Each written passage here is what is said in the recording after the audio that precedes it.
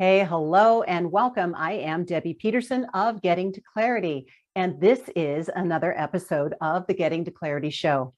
Today, the topic is, why am I feeling so emotionally heavy? You know, this conversation has been coming up a lot lately with my coaching clients, my family, my friends, this feeling of heaviness. You know, I feel heaviness sometimes with all that's going on in the world. Do you? You know, it's everything from the pandemic that just won't quit to supply chain issues, politics at all levels, and it can leave us feeling just emotionally burdened. And the problem is that we're not meant to carry all of this heaviness. Not all of it belongs to us. And in some cases, we're actually taking on more of it without even knowing it. So in this video, we're going to discover why we feel what we feel and what it is that we can do differently so that we don't feel so bogged down. Now, as women, we often take on too much. I think it's just a habit of ours because we are responsible for so much. We're responsible for a lot, and we get lost trying to focus on everything, and we spread ourselves too thin. If we aren't careful, then the heaviness that we feel will become a downward spiral. So let's talk about what we are feeling and why.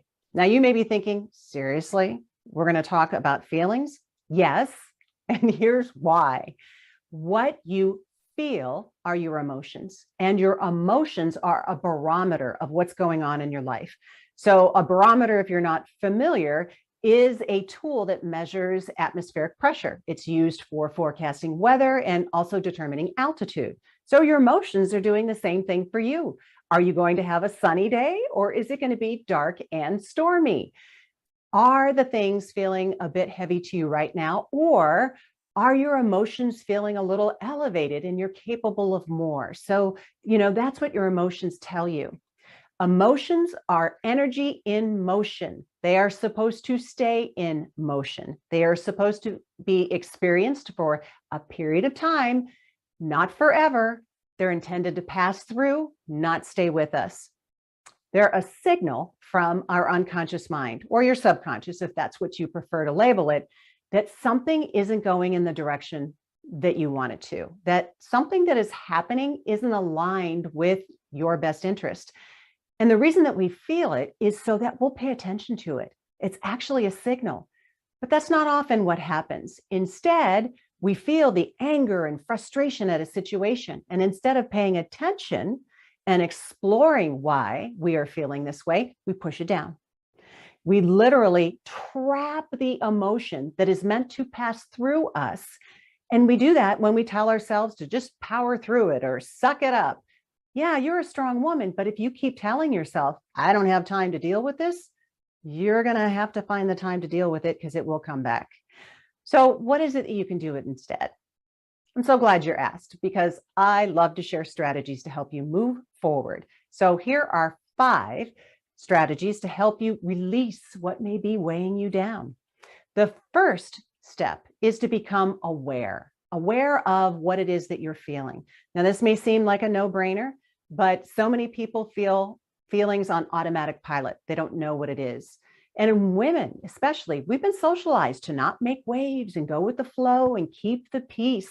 So we stuff down our emotions because we don't want to be seen as too emotional or crazy. But the thing is, when we stuff down our emotions, they don't go away. They just kind of hide underground, and they grow and they fester, and then they come out swinging. I call that the cosmic 2x4, and it's not comfortable to get walloped with it. And I know that because it's happened to me on more than one occasion. It's a painful lesson, to be sure. The second step is to get curious about your emotions. Why are you feeling what you're feeling? What situation or person triggered you and the emotion, and what was the trigger? What does this emotion have to tell you? Because it's showing up for a reason. You can literally ask yourself these questions and pay attention to whatever answer pops into your head, because that is usually the one you need to pay attention to. So you can journal. That's a great way to uncover information that you have to learn to be able to move forward. And let me be clear, there's no bypassing it. You know, if you think that you can just ignore it and it'll go away, you're meant to feel this for a reason. And if you're not willing to go there, then you're pushing off the inevitable. The third step is to actually Release the emotion. Once you're aware of it, you learned what you need to learn. Now it's time to release the emotion, send it on its way. This can be done in many ways.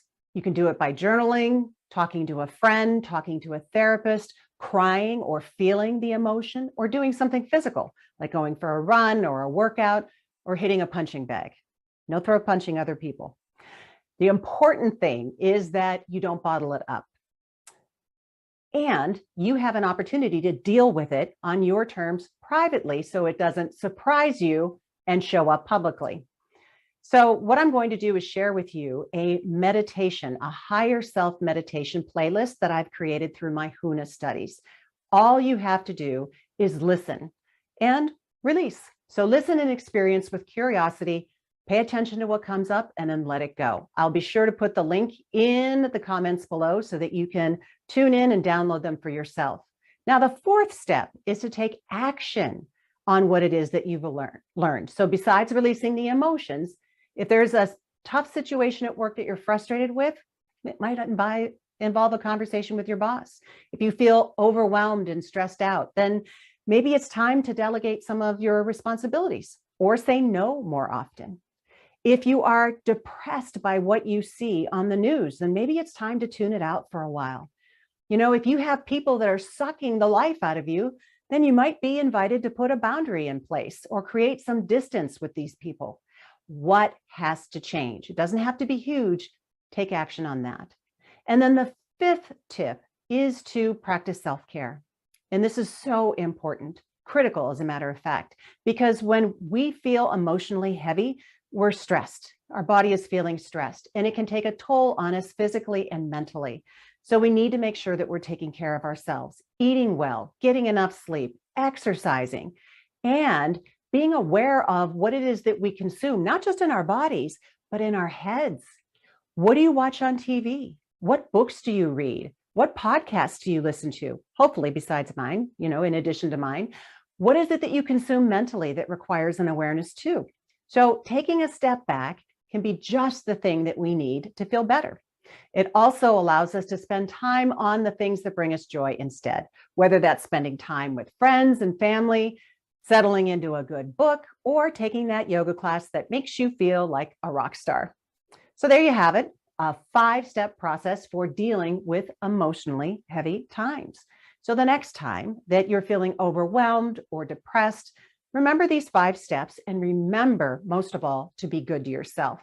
So until the next time, here is wishing you all the clarity that you deserve